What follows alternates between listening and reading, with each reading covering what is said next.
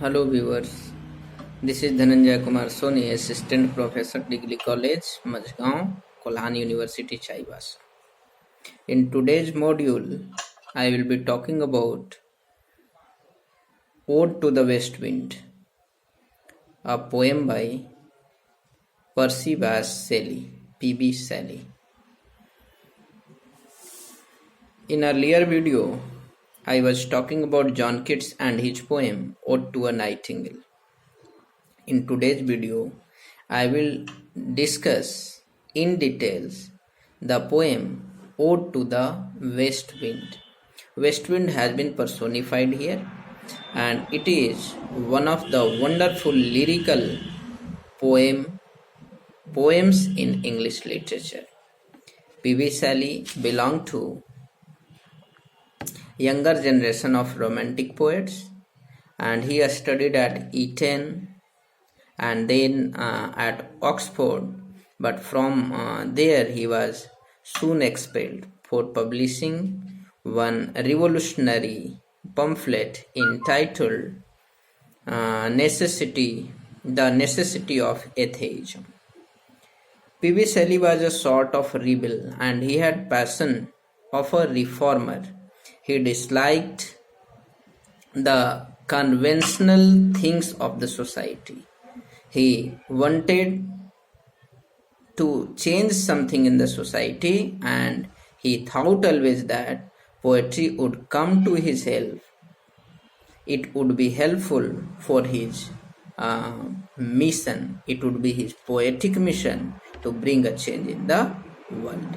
Ode to the West Wind has been divided into 5 stanzas. First 3 stanzas form a unit, and next 2 stanzas form second unit. In the first 3 stanzas, the poet is talking about the power of west wind. In the very first stanza, he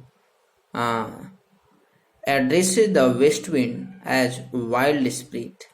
He calls it the life breath of autumn season. West wind is powerful.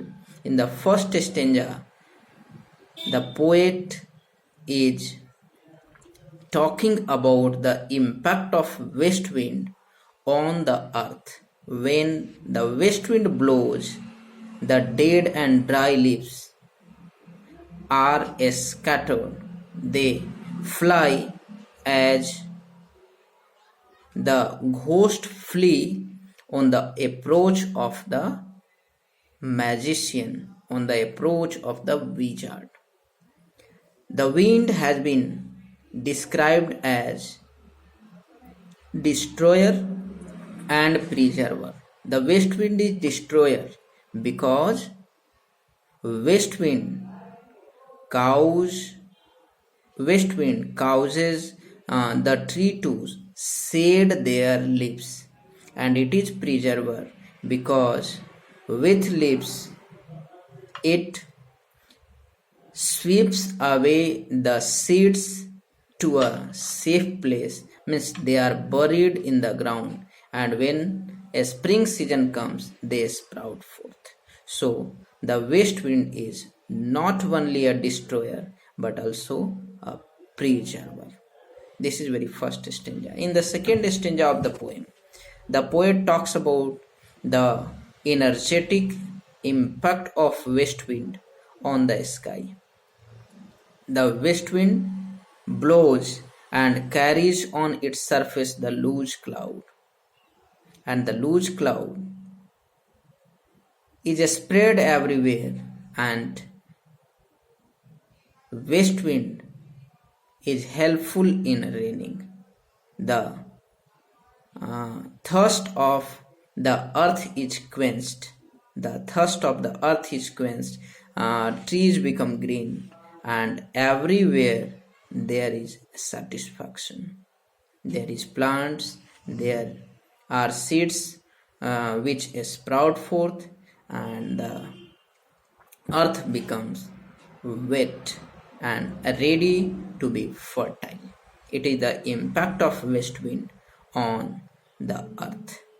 After talking about the impact of west wind on earth, the poet moves towards sea, and he says, west wind not only makes his presence feel on earth, on the sky, in the sky, it also makes his presence feel in the ocean, in the sea. It trembles and wakes the Mediterranean Sea from dream.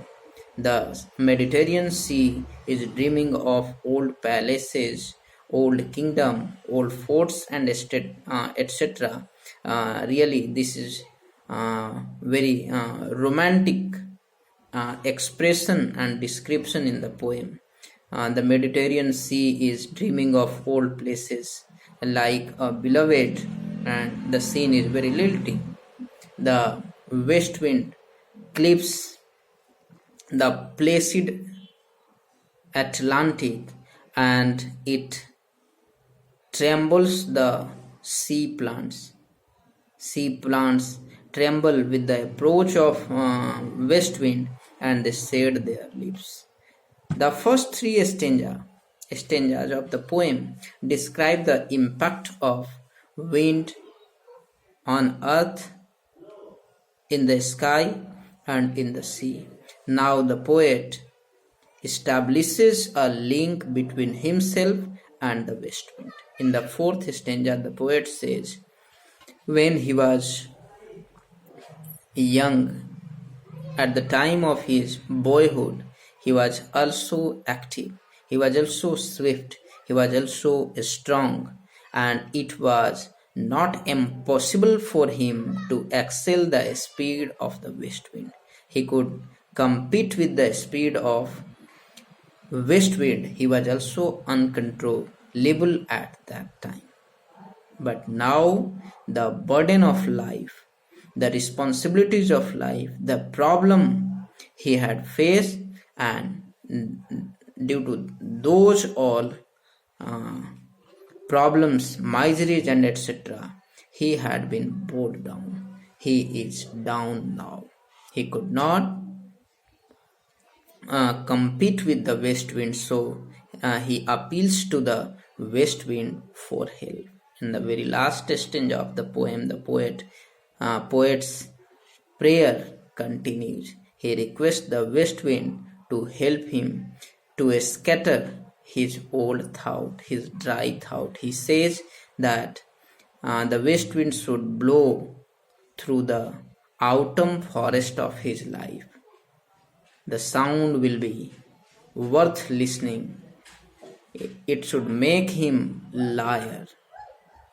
The poet requests the west wind that he should come to escape of the poet. The poet thoughts should be scattered throughout the world to bring a change in society, in the life of human beings. He wants his thought to spread everywhere, and he says he wish if he were a leaf, a cloud, or wave, he would have shared the impulse of the west wind. The poet ends the poem on a optimistic note, on a positive note. There is beautiful line in the end of the poem that is very optimistic and inspiring. The poet writes, if winter comes, can spring be far behind? It is symbolic. It says that if there is sorrow in life, there will be happiness on the next occasion. Nothing is permanent, everything is changing, nothing can stand. So, this is the analysis of the poem in fifth stanza. The poet has used terza rhyme scheme. Means first line rhymes with the third line. There are 5 stanzas. The tone of the poem is lyrical. The poet is very philosophic in his approach, and it seems that poet has expressed the pain of his wounded soul. It is philosophic, it is lyrical. The proper use of diction, the perfect handling of meter, and the selection of powerful words, phrases, and diction add beauty to the poem. Really, Ode to the West Wind is one of the finest lyrical poems written in English language, English literature. Thank you. We'll meet again with new topic, new video.